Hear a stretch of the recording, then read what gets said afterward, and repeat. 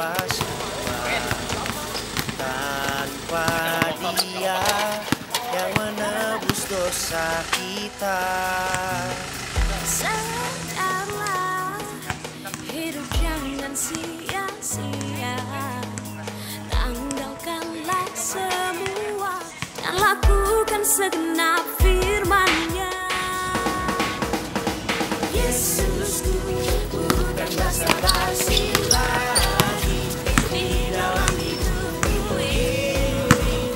Tak ada yang ku maafkan. Permainan bola basket pertama kali dicipta oleh James Naismith di antara pemuda-pemuda Kristen di antara tahun 1891. Permainan ini adalah suatu kelompok yang dicipta untuk bikin gol sebanyak-banyaknya. Tanpa usaha dan tanpa permainan kelompok, nggak bisa bikin skor. Kalau sendirian nggak bisa bikin skor, padahal tujuannya adalah untuk bikin skor sebanyak-banyaknya.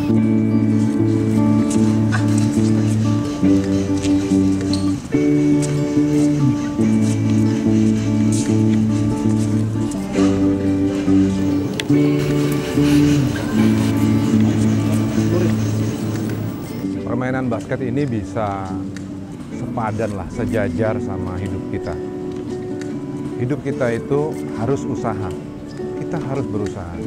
Doa betul, kita harus doa, tapi harus berusaha.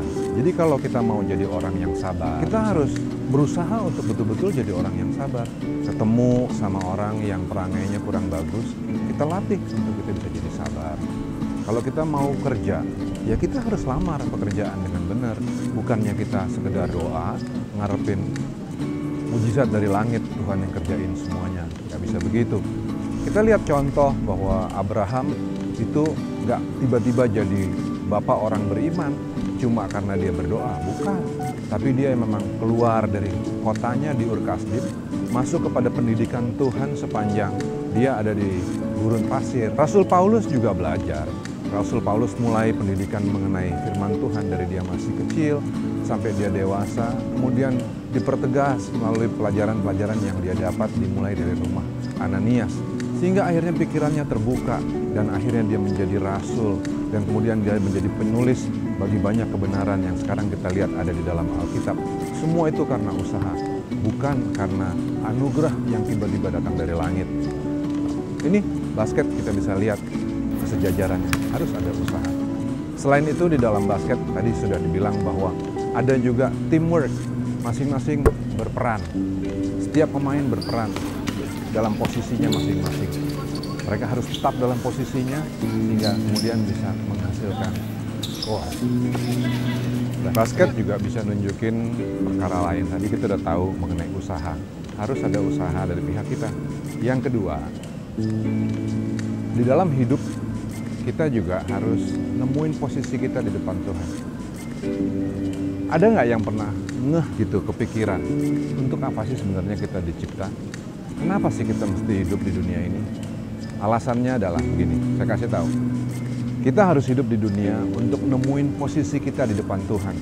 Kita harus jadi pelaku-pelaku yang nyenengin hatinya, karena kita dicipta untuk tujuan yang satu itu, yaitu menjadi pelaku, menjadi pejuang untuk Tuhan. Itu loh tujuan kita dicipta. Nah, karena itu, apapun yang kita buat, kita harus mulai mikir begini. Ada ayat yang bilang begini, baik kau makan atau minum atau melakukan segala sesuatu, lakukanlah itu kan untuk Allah.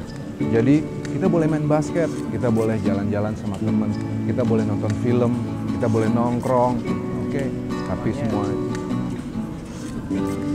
Tapi semuanya itu kita buat untuk nyenengin hati Tuhan, bukan buat nyenengin hati. Perhatikan pergaulanmu. Pergaulanmu itu menentukan hidupmu. Perhatikan sikapmu juga, karena kamu harus menunjukkan ciri yang benar sebagai anak Tuhan. Perhatikan perkataanmu, perhatikan semuanya, karena segala sesuatu yang kita lakukan untuk menyenangkan.